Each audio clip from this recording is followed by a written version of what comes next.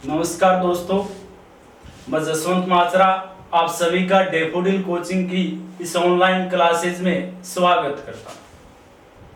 मैं आशा करता हूं आप सभी स्वस्थ हैं और आपकी जो पढ़ाई है वो नियमित रूप से चालू है। इसके अलावा आपसे एक अपील है कि आप हमारे ये जो विषय अध्यापकों के द्वारा जो वीडियो बनाए जा रहे हैं, इन वीडियो को आप पूरा देखें और इन फ्री ऑनलाइन क्लासेस का भरपूर फायदा उठाएं। और अभी आपको पता ही है लॉकडाउन 4 है वो लगने वाला है, तो आपको पहले ही बताया था कि आपकी जो ऑफलाइन क्लासें हैं वो भविष्य में हो सकता है सितंबर, हो सकता है अक्टूबर और हो सकता है कि ये संपूर्ण साल ही बीत जाए। तो हमारी जो ऑनलाइन क्लासें हैं इनसे जुड़े रहें, आपके अन्य जो साथी हैं उनको भी इन क्लासों से जोड़ें ताकि उनको भी फायदा मिले और आपके जो सगे संबंधी है कोई आपका, तो उनको भी आप हमारे इस YouTube चैनल से जोड़ें ताकि उनको भी इस चीज का फायदा मिले। और जिन बच्चों के पास, आपको पहले कहा पिछले वीडियो में कि जिन बच्चों के पास वर्तमान जो सुविधाएं हैं वो नहीं है, यानी किसी के पास एंड्रॉइड मोबाइल नहीं है, तो आप जब तक उनके पास मोबाइल की सुविधा न हो तब तक आप उन्हें अपने पास बिठाकर आप इन फ्री ऑनलाइन क्लासेस का उनको भी फायदा पहुंचाए और उनको भी ये सहयोग करें ताकि उनकी भी पढ़ाई है वो बाधित न हो। तो दोस्तों, आज हमारा जो भारतीय इतिहास का हमने टॉपिक शुरू किया था वैदिक सभ्यता, उस वैदिक सभ्यता टॉपिक पर हम आगे आज चर्चा करेंगे। तो दोस्तों, अब हमारा टॉपिक है उस पर चर्चा करते हैं।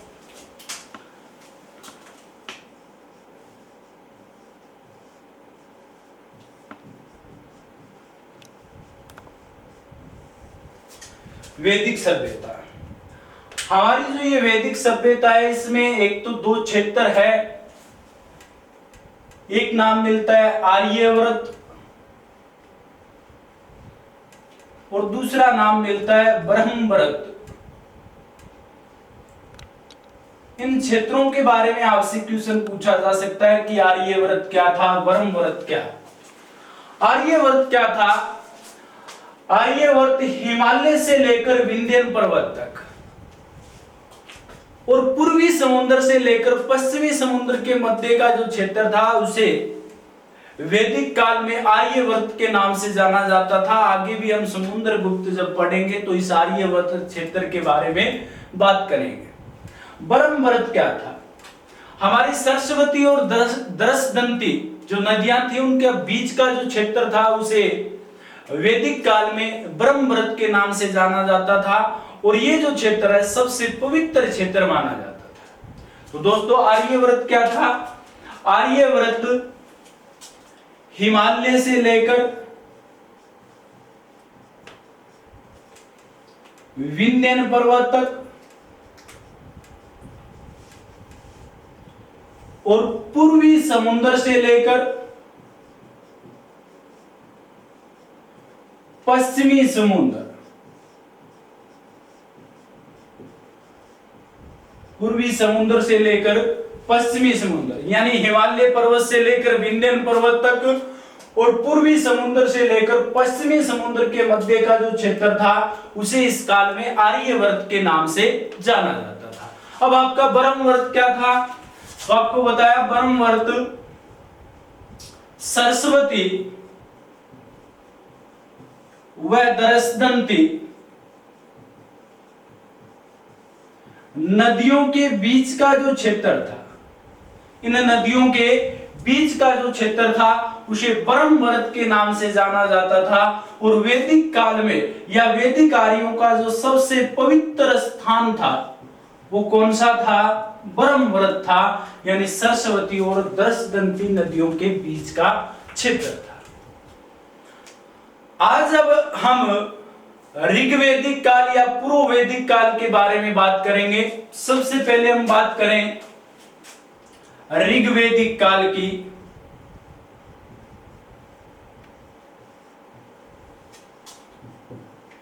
या पूर्व वैदिक काल।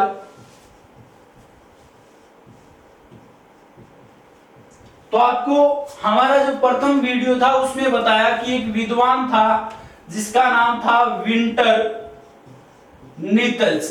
क्या नाम था? विंटर नीतल्स। इस विंटर नीतल्स नामक विद्वान ने हमारी जो वैदिक सभ्यता थी, इस वैदिक सभ्यता को दो भागों में विभाजित किया। एक ऋग्वैदिक या पूर्व वैदिक काल और दूसरा उत्तर वैदिक काल। ऋग्वैदिक काल कब से कब तक रहा? तो 1500 ईसा पूर्व से 1000 ईसा पूर्व के मध्य, 1500 ईसा पूर्व से 1000 ईसा पूर्व के मध्य जो काल रहा उसे ऋग्वैदिक काल या पूर्व वैदिक काल के नाम से जाना जाता है। यहां से रीट 2016 में एक क्वेश्चन आया था कि ऋग्वैदिक काल में आर्यों का मुख्य प्रदेश कौन सा था? तो वो था सप्त सेंधव प्रदेश। यानी ऋग्वैदिक आर्यों का जो मूल क्षेत्र था वो कौन सा था? सप्त सेंधव प्रदेश था। और यहां से आपका रीट 2016 में क्वेश्चन आया था। तो दोस्तों इस टॉपिक में से क्वेश्चन तो एक ही आना है, परंतु टॉपिक तो आपको संपूर्ण पढ़ना पड़ेगा। तो आप ऐसा मत सोचना कि हमें डीपली पढ़ा रहे हैं। हाँ, क्वेश्चन आपका प्रारंभ से ही उठ गया 2016 में। अभी हम राजनीतिक जीवन इनकी बात करेंगे। तो 2018 रीट में एक रावी जो नदी थी उसका नाम पूछा गया था कि पुरुषणी जो नदी है वो किस नदी को कहा जाता है? रावी नदी। तो बहुत ही आसान क्वेश्चन था, परंतु आपके लिए ये जो वीडियो है आपके लिए बहुत ही सहयोगी रहेगी। इन वीडियो को आप पूर्णतः देखें और अच्छे नोट्स तैयार करें। अब हम बात करें ऋग्वैदिक काल के राजनीतिक जीवन की। राजनीतिक जीवन, ऋग्वैदिक काल का राजनीतिक जीवन कैसा था? सबसे पहले हम बात करें इस काल में राजा के बारे में। तो इस काल का जो राजा था वो एक तो उपाधि जो धारण करता था, इसकी जो उपाधि थी इस काल में राजा की, वो गोपति या विस्पति, इस प्रकार की उपाधि इस काल में राजा है वो धारण करता था। इस काल में राजा है वो बड़ी उपाधि धारण नहीं करता था, क्योंकि इस काल का जो राजा था वो एक कबीले का मुखिया था, न कि बड़े भौगोलिक प्रदेश का स्वामी था। इस कारण उसने बड़ी बड़ी उपाधियां धारण नहीं की। इस काल में राजा गोपति, विस्पति इस प्रकार की उपाधियां धारण करता था। इस काल में राजा को और अन्य किस नाम से जाना जाता था? तो उसे गोपा जनस्य, गोपा जनस्य या जनस्य गोप्ता या कबीले के संरक्षक के नाम से जाना जाता था। इसके अलावा इस काल में जो राजा होता था उसे पूरा भेता, पूरा भेता यानी नए क्षेत्रों या नए दुर्गों को जीतने वाले के नाम से भी जाना जाता था। हमारा ऋग्वैदिक काल में जो राजा होता था उसे गोपा जनस्य या जनस्य गोप्ता यानी कबीले का संरक्षक, कबीले का संरक्षक। इसके अलावा पूरा भेता, नए क्षेत्र जीतने वाला, नए क्षेत्र जीतने वाला, इन नामों से जाना जाता था। इस काल में जो राजा होता था वो भूमि का स्वामी नहीं होता था। आपको प्रारंभ में बताया कि वो एक कबीले का मुखिया होता था। इस काल में राजतंत्र का प्रचलन था। जब हमने राजा की बात की है तो राजनीतिक व्यवस्था किस प्रकार की थी? राजतंत्र का प्रचलन था। कहीं कहीं पर विद्वानों ने गणतंत्र का भी उल्लेख किया है। और ऋग्वेद में इस समय 24 जनों का उल्लेख मिलता है, यानी ऋग्वेद में 24 जन का उल्लेख मिलता है। इसके अलावा हम बात करें कि ऋग्वेद में राजा शब्द है, इस राजा शब्द का ऋग्वेद में कितनी बार उल्लेख मिलता है? तो ऋग्वेद में जो आपका राजा शब्द है उसका एक बार उल्लेख मिलता है। राजा शब्द का एक बार ऋग्वेद में उल्लेख मिलता है। और कहीं पर उसे गोपति, विश्वपति या गोपा जनस्य आदि नामों से उसे पुकारा गया है। अब इस काल में हम पढ़ें कि राजा का जो पद था यानी राजपद था वो क्या था, आनुवांशिक हो गया था। राजपद था वो आनुवांशिक हो गया था, परंतु राजा के पास अधिकार थे वो सीमित थे। जैसे हमने मौर्य काल आगे हम पढ़ेंगे, इसके अलावा हम गुप्त काल पढ़ेंगे, मुगल काल पढ़ेंगे, उसमें राजा के पास अधिकार क्या थे, असीमित थे। परंतु ऋग्वैदिक काल का जो राजा था उसके पास अधिकार क्या थे, सीमित थे, क्योंकि उस पर कुछ संस्थाओं का क्या था, नियंत्रण रहता था। तो इस काल में जो राजा का पद था वो आनुवांशिक हो गया था, परंतु राजा पर कुछ संस्थाओं का नियंत्रण था। इसके अलावा हम बात करें कि इस काल में राजा का चुनाव किसके माध्यम से होता था, तो ऋग्वेद, और ऋग्वेद का एक ब्राह्मण ग्रंथ है ऐतरेय ब्राह्मण ग्रंथ। ऋग्वेद और ऐतरेय ब्राह्मण ग्रंथ में राजा के चुनाव संबंधी सूक्त मिलते हैं। और ऋग्वेद का जो 10वां मंडल है उसमें राजा का जो चुनाव है वो समिति के माध्यम से किए जाने का उल्लेख भी मिलता है। आगे हम राजनीतिक संस्था में पढ़ेंगे। तो इस काल में जो राजा था उसके बारे में, राजनीतिक जीवन की शुरुआत की हमने। राजनीतिक जीवन कैसा था, तो इस काल में राजनीतिक व्यवस्था राजतंत्रात्मक थी। हमने सिंधु सभ्यता की राजनीतिक व्यवस्था के बारे में बात की कि सिंधु सभ्यता में जो राजनीतिक व्यवस्था थी वो कुलीन तंत्रीय थी, परंतु ऋग्वैदिक काल में राजतंत्र की शुरुआत हो गई। कहीं कहीं पर गणतंत्र का भी उल्लेख मिलता है, कुछ विद्वानों ने उल्लेख किया है। और इसके अलावा इस काल में जो जन थे, आगे हम पढ़ेंगे, ऋग्वेद में कुल 24 जन का उल्लेख मिलता है। इस काल में जो राजा होता था वो उपाधि धारण करता था गोपति या विश्वपति की। इस काल में राजा को गोपा जनस्य यानी कबीले का संरक्षक या जनस्य गोप्ता के नाम से जाना जाता था, और पुरा भेता यानी नए क्षेत्रों और नए दुर्गों को जीतने वाले के नाम से भी जाना जाता था। राजतंत्र का प्रचलन था। ऋग्वेद में राजा शब्द का एक बार उल्लेख मिलता है। इसके अलावा राजा का जो पद था वो आनुवांशिक हो गया था, परंतु राजा के पास अधिकार वर्तमान में सीमित थे, असीमित अधिकार उसके पास नहीं थे। ऋग्वेद और ऐतरेय ब्राह्मण ग्रंथ में राजा के निर्वाचन संबंधी यानी राजा के चुनाव संबंधी सूक्त मिलते हैं। इसके अलावा ऋग्वेद के 10वें मंडल में राजा के निर्वाचन से संबंधित बात की गई है कि प्रजा की एक समिति के माध्यम से राजा का चुनाव किया जाता था। इस काल में जो राजा होता था वो एक कबीले का मुखिया होता था, क्योंकि इस काल में जो लोग थे कबीलाई जीवन व्यतीत करते थे। हमारी जो वैदिक सभ्यता थी वो एक ग्रामीण सभ्यता थी, प्रारंभ में ग्रामीण सभ्यता थी। हमने हमारी जो प्रथम नगरीय सभ्यता पढ़ी वो सिंधु सभ्यता, नगरीय सभ्यता थी।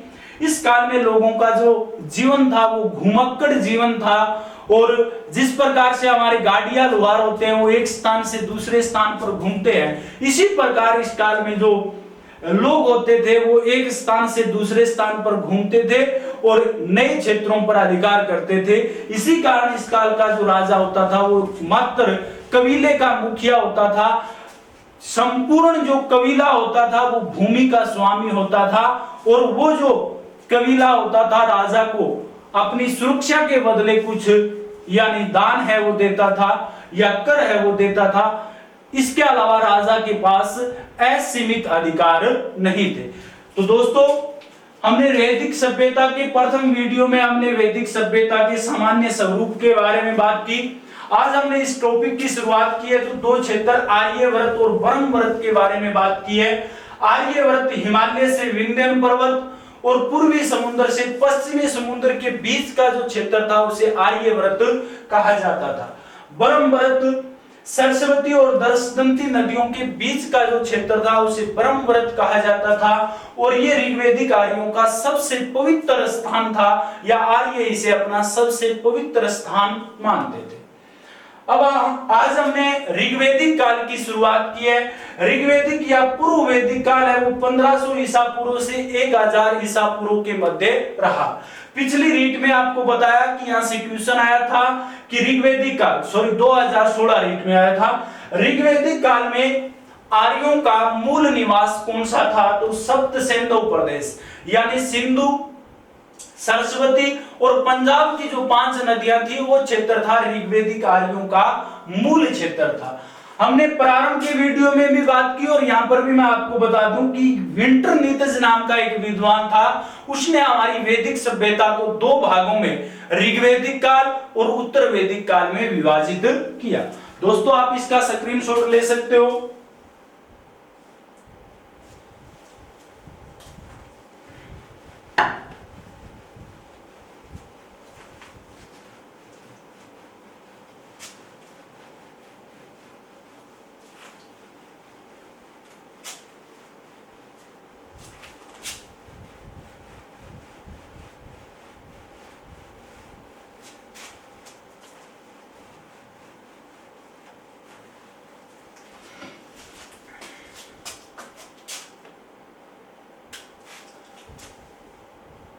अब इस काल के राजनीतिक जीवन में हम राजा के सहयोगी के बारे में बात करें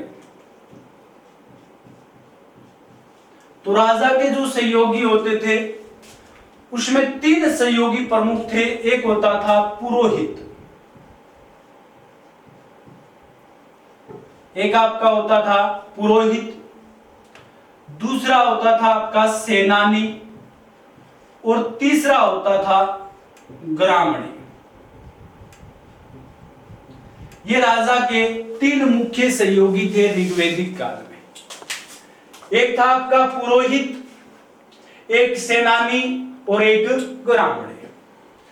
पुरोहित कौन होता था? पुरोहित राजगुरु और मुख्य पथ प्रदर्शक होता था, यानी राजा का गुरु होता था और उसका मुख्य पथ प्रदर्शक होता था, यानी उसे उस चीज का ज्ञान करवाता था कि आज अगर आप उस फलां क्षेत्र में जाओगे तो आपको विजय प्राप्त होगी, इस क्षेत्र में जाओगे तो आपको पराजय प्राप्त होगी।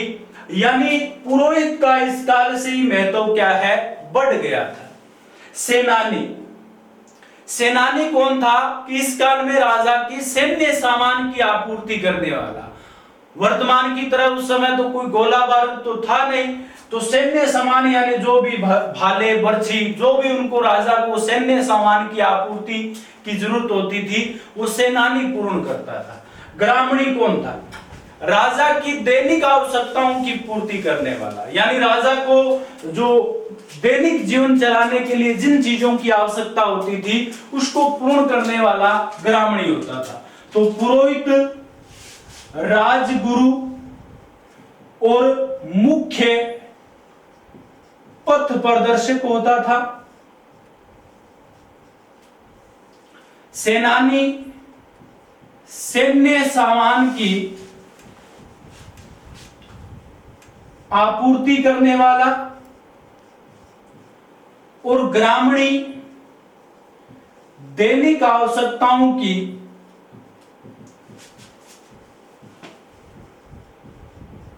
पूर्ति करने वाला।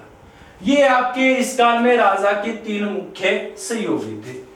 इसके अलावा राजा के सहयोगियों में रथकार, सूतकार और कर्मार, इसके इन तीनों के बारे में हम उत्तर वैदिक काल में विस्तार से चर्चा करेंगे।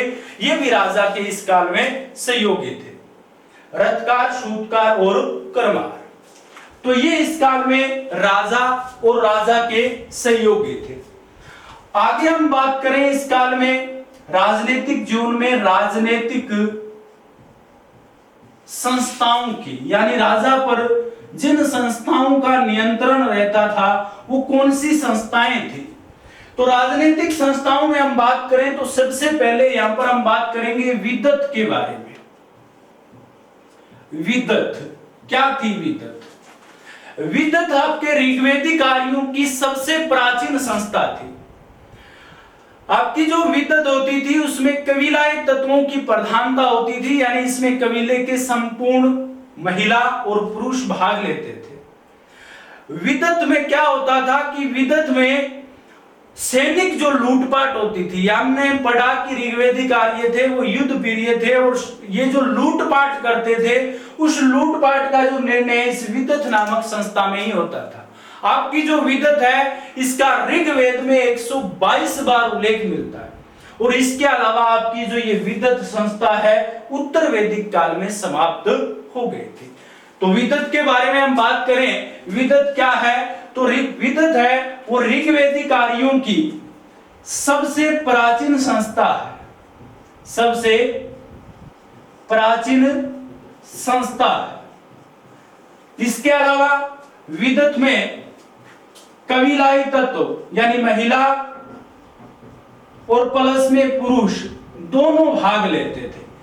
विदत में महिला और पुरुष दोनों भाग लेते थे। इसके अलावा विदत में क्या कार्य होता था, विदत में सैनिक लूटपाट से संबंधित निर्णय लिए जाते थे, यानी जो भी सैनिक लूटपाट करते थे उसके आवंटन के बारे में जो निर्णय इस विदत में लिए जाते थे।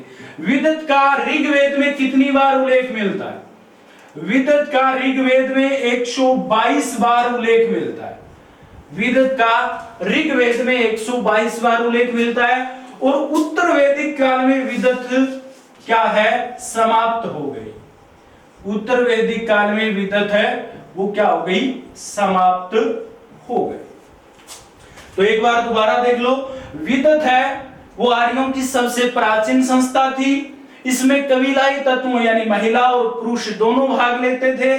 सैनिक लूटपाट से संबंधी इसमें निर्णय लिए जाते थे। 122 बार इसका ऋग्वेद में उल्लेख मिलता है। उत्तर वैदिक काल में ये संस्था क्या हो गई, समाप्त हो गई। दूसरी हमारी राजनीतिक संस्था कौन सी थी, दूसरी इस काल में जो राजनीतिक संस्था थी उसका नाम था सभा। क्या नाम था, सभा।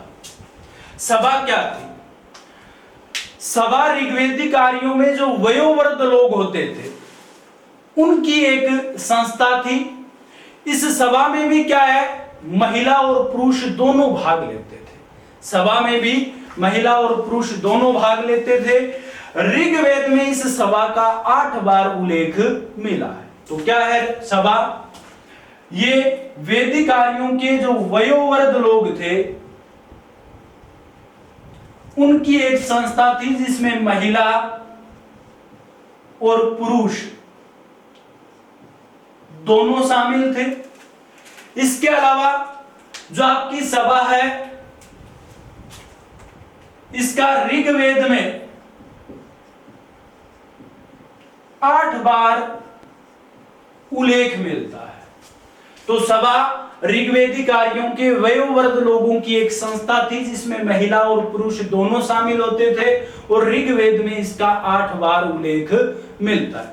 अगली जो हमारी संस्था है वो हमारे लिए इंपॉर्टेंट है। तीसरी जो संस्था है वो है समिति। समिति, और ये जो सभा है उत्तर वैदिक काल में भी निरंतर जारी थी। तीसरी समिति, समिति है ये ऋग्वेदिक आर्यों की सबसे महत्वपूर्ण संस्था थी। समिति ऋग्वेदिक आर्यों की सबसे महत्वपूर्ण संस्था थी। आपकी जो समिति थी इसमें जनप्रतिनिधि भाग लेते थे। कौन भाग लेते थे, जनप्रतिनिधि भाग लेते थे। इस समिति का ऋग्वेद में 9 बार उल्लेख मिलता है। समिति में जो जनप्रतिनिधि भाग लेते थे वो क्या है, राजा का चुनाव करते थे, यानी राजा को पद से हटा भी सकते थे और राजा को पद पर बिठा भी सकते थे। यानी समिति आपकी सबसे महत्वपूर्ण संस्था थी। राजनीतिक जीवन में हम बात करें तो समिति है, इसका ऋग्वेद में 9 बार उल्लेख मिलता है। कितनी बार, 9 बार उल्लेख मिलता है। कौन भाग लेते थे इसमें, तो इसमें जनप्रतिनिधि यानी जनता के जो प्रतिनिधि थे वो इसमें भाग लेते थे। आपकी जो समिति होती थी इसका जो अध्यक्ष होता था, इसका जो अध्यक्ष था उसे ईशान कहा जाता था। क्या कहा जाता था, ईशान कहा जाता था। और इसका कार्य क्या था? कार्य में हम बात करें तो इसे कार्य मिला था राजा को चुनने और राजा को पद से हटाने का कार्य समिति का था। हमने राजनीतिक जीवन में जब राजा के बारे में बात की तो हमने पढ़ा कि ऋग्वेद और ऐतरेय ब्राह्मण ग्रंथ में राजा के निर्वाचन संबंधी सूक्त मिलते हैं और ऋग्वेद के 10वें मंडल में राजा का जो चुनाव है एक प्रजा के द्वारा गठित समिति के द्वारा किए जाने का उल्लेख भी मिलता है। तो यही वो समिति है, सबसे महत्वपूर्ण संस्था थी ऋग्वेदिकारियों की। ऋग्वेद में इसका 9 बार उल्लेख मिला है। इसमें जन प्रतिनिधि भाग लेते थे। इसका जो अध्यक्ष होता था उसे ईशान कहा जाता था और इसका जो कार्य था वो क्या था? राजा को चुनना और उसे पद से हटाना। इसके अलावा इस काल में हम राजनीतिक संस्थाओं की ओर बात करें तो इस काल में गण,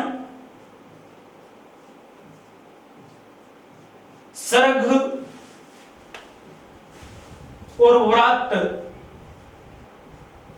ये 3 संस्थाएं, इनका नाम भी और मिलता है। गण, सर्ग और व्रात 3 संस्थाओं का और उल्लेख मिलता है। गण है इसका ऋग्वेद में 46 बार, गण है इसका ऋग्वेद में 46 बार उल्लेख मिलता है। और गण, सर्ग और व्रात ये तीनों ऋग्वेदिकारियों की सैनिक संस्थाएं थी।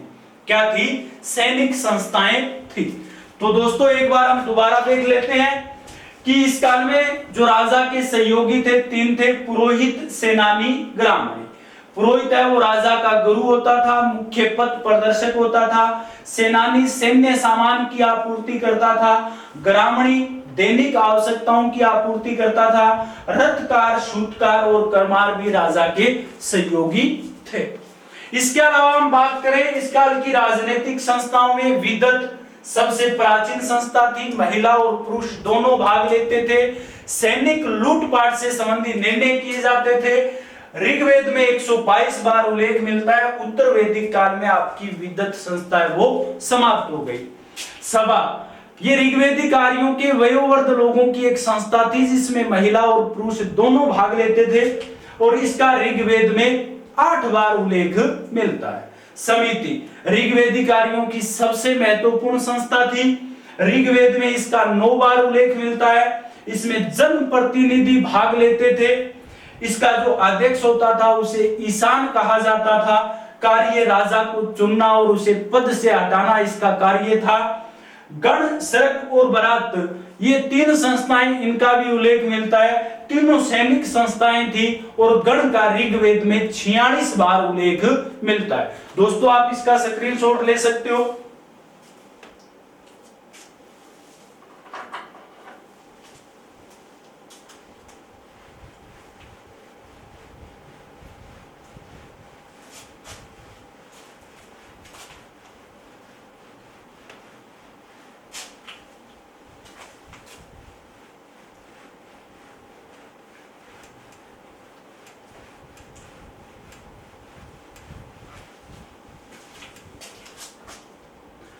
अब हम वैदिक सभ्यता के राजनीतिक जीवन में आगे हम बात करें ऋग्वेदिकारियों की, तो इस काल की राजनीतिक इकाई, इस काल में कौन कौन सी राजनीतिक इकाइयां थी? तो राजनीतिक जीवन में हमने अब तक राजा, उसके सहयोगी, राजनीतिक संस्थाओं के बारे में बात की। आगे हम राजनीतिक इकाइयों के बारे में बात करें तो इस काल की जो सबसे छोटी राजनीतिक इकाई थी वो थी ग्राम। ग्राम क्या थी? सबसे छोटी राजनीतिक इकाई थी।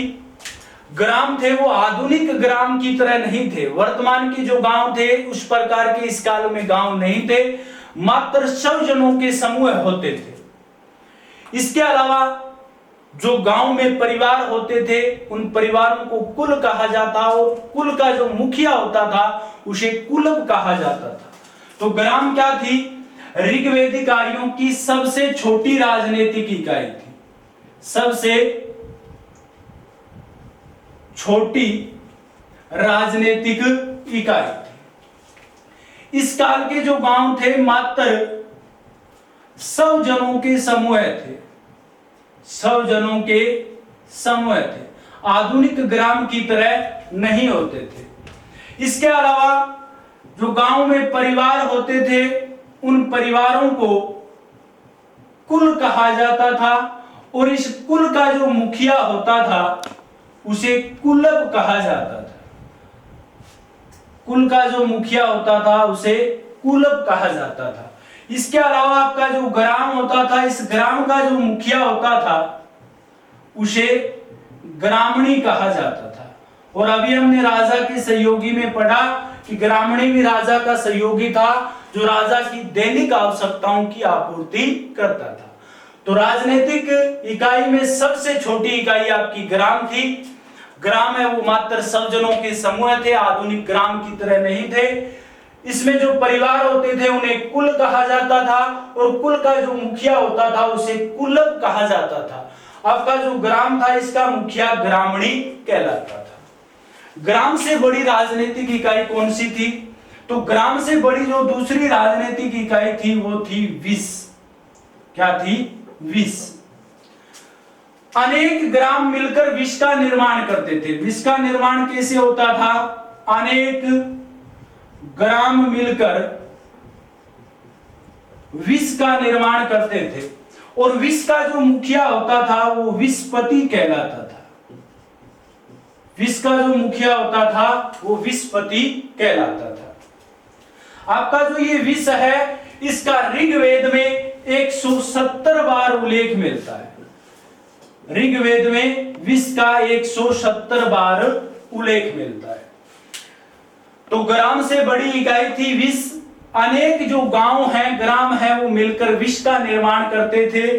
विष का जो मुखिया होता था वो विषपति कहलाता था और ऋग्वेद में विष का 170 बार उल्लेख मिला। इसके अलावा हम तीसरी इकाई की बात करें तो तीसरी जो इकाई थी वो थी हमारी जन। कौन सी इकाई थी? जन। जन के बारे में बात करें तो अनेक जो विष थे, यानी ग्राम मिलकर विष का निर्माण करते थे, अनेक विष मिलकर जन का क्या करते थे? निर्माण करते थे। आपका जो जन है इसका ऋग्वेद में 275 बार उल्लेख मिलता है। जन का ऋग्वेद में सर्वाधिक 275 बार उल्लेख मिलता है। वैसे ऋग्वेदिक काल में कुल ऋग्वेद में 24 जनों का उल्लेख मिलता है, यानी कुल 24 जन हैं उनका ऋग्वेद में उल्लेख मिलता है। और जन जो शब्द है उसका ऋग्वेद में 275 बार उल्लेख मिलता है। इसके अलावा हम बात करें कि जन का मुखिया कौन होता था, तो जन का जो मुखिया होता था वो राजन या गोप होता था। कौन होता था? राजन व गोप होता था। ऋग्वेदिक कार्यों की जो सबसे बड़ी इकाई थी वो कौन सी थी? जन थी। ऋग्वेदिक कार्यों की सबसे बड़ी इकाई कौन सी थी? जन। और ऋग्वेदिक कार्यों की सबसे छोटी इकाई ग्राम थी। तो जन है, अनेक विष मिलकर जन का निर्माण करते थे। जन जो शब्द है इसका ऋग्वेद में 275 बार उल्लेख मिलता है और जन है उसका ऋग्वेद में यानी कुल 24 जनों का उल्लेख मिलता है। जन शब्द का 275 बार और कुल जनों की बात करें तो ऋग्वेद में 24 जन का उल्लेख मिलता है। जन का मुखिया कौन होता था? तो राजन या गोप जन का मुखिया होता था और सबसे बड़ी राजनीतिक इकाई कौन सी थी? जन थी। इसके अलावा आपसे एग्जामिनर एक क्वेश्चन पूछ सकता है जनपद के बारे में। तो ऋग्वेदिक काल में जनपद का कोई उल्लेख नहीं मिलता, या पूर्व वैदिक काल में आपसे पूछे कि कौन सी राजनीतिक संस्था नहीं थी तो जनपद है वो इस काल में इसका कोई उल्लेख नहीं है, उल्लेख नहीं है। इसके अलावा आपसे एक क्वेश्चन और पूछा जा सकता है कि ऋग्वेदिक काल में देश या राज्य शब्द इसका कहीं पर उल्लेख मिलता है? तो ऋग्वेद में देश या राज्य का कोई उल्लेख नहीं मिलता। इन दोनों के स्थान पर राष्ट्र शब्द का उल्लेख मिलता है। इन दोनों के स्थान पर राष्ट्र शब्द का उल्लेख मिलता है। तो दोस्तों एक बार हम दोबारा देखते हैं राजनीतिक इकाइयों के बारे में। तो ग्राम थी वो सबसे छोटी राजनीतिक इकाई थी और मात्र 100 जनों के समूह होते थे। इसमें जो 100 जनों के परिवार होते थे उनको कुल कहा जाता था और परिवार का जो मुखिया होता था उसे कुलब कहा जाता था। ग्राम का जो मुखिया था ग्रामीण था, राजा का सहयोगी भी था जो दैनिक आवश्यकताओं की आपूर्ति करता था। विष, अनेक जो ग्राम थे वो मिलकर इस विष नामक संस्था का निर्माण करते थे। विष का जो मुखिया होता था विषपति होता था और विष का ऋग्वेद में 170 बार उल्लेख मिला है। इसके अलावा हम बात करें जन के बारे में तो अनेक विष मिलकर जन का निर्माण करते थे।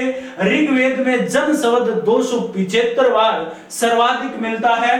जन है ऋग्वेद में 24 जनों का उल्लेख मिलता है। जन का मुखिया राजन या गोप होता था और सबसे बड़ी राजनीतिक इकाई भी आपकी जन होती थी। जनपद, ऋग्वेदिक काल में अगर पूछे जनपद नामक संस्था थी तो ऋग्वेदिक काल में जनपद का कोई उल्लेख नहीं मिलता। या आपसे पूछ ले कि ऋग्वेदिक काल में कौन सी राजनीतिक इकाई नहीं थी तो ऋग्वेदिक काल में ग्राम थी, विष थी, जन थी, जनपद नहीं थे। देश या राज्य शब्द का ऋग्वेद में कितनी बार उल्लेख मिला है तो देश या राज्य शब्द की जगह ऋग्वेद में राष्ट्र शब्द का उल्लेख मिलता है। देश या राज्य शब्द का कोई उल्लेख नहीं मिलता। दोस्तों आप इसका स्क्रीनशॉट ले सकते हो।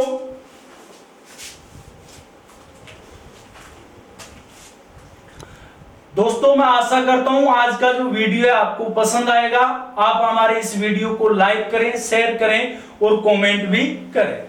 इसके अलावा आप अपनी पढ़ाई है उसे नियमित रूप से यानी जारी रखें और ये नहीं सोचें कि हमें डीपली पढ़ाया जा रहा है। आपको बताया कि आपका जो ऋग्वेदिक काल है उसमें 2016 में एक नॉर्मल क्वेश्चन यानी आपकी इस टॉपिक के प्रारंभ से ही पूछा गया कि ऋग्वेदिक काल में आर्यों का मूल निवास कौन सा था तो सप्त सिंधु प्रदेश था। अगले हम वीडियो में चर्चा करेंगे ऋग्वेदिक काल की राजनीतिक जीवन की सबसे महत्वपूर्ण घटना के बारे में जो एक 10 राज्य युद्ध है और वहीं से आपका 2018 रीट में एक क्वेश्चन रावी या प्रूषणी नदी के बारे में पूछा गया था। तो आपका जो क्वेश्चन है सीधा फैक्ट के आधार पर आएगा, परंतु अब वर्तमान में जो समय है उसके अनुसार आप अपनी अच्छी तैयारी कर सकते हैं इन वीडियो के माध्यम से। तो हमारे जो भी विषय अध्यापक आपको अच्छे से वीडियो दे रहे हैं उन वीडियो को आप अच्छी तरीके से देखें। पूरा वीडियो देखकर अच्छे नोट्स आप अपने तैयार करें। और दोस्तों आज के लिए इतना ही। जय हिंद, जय भारत।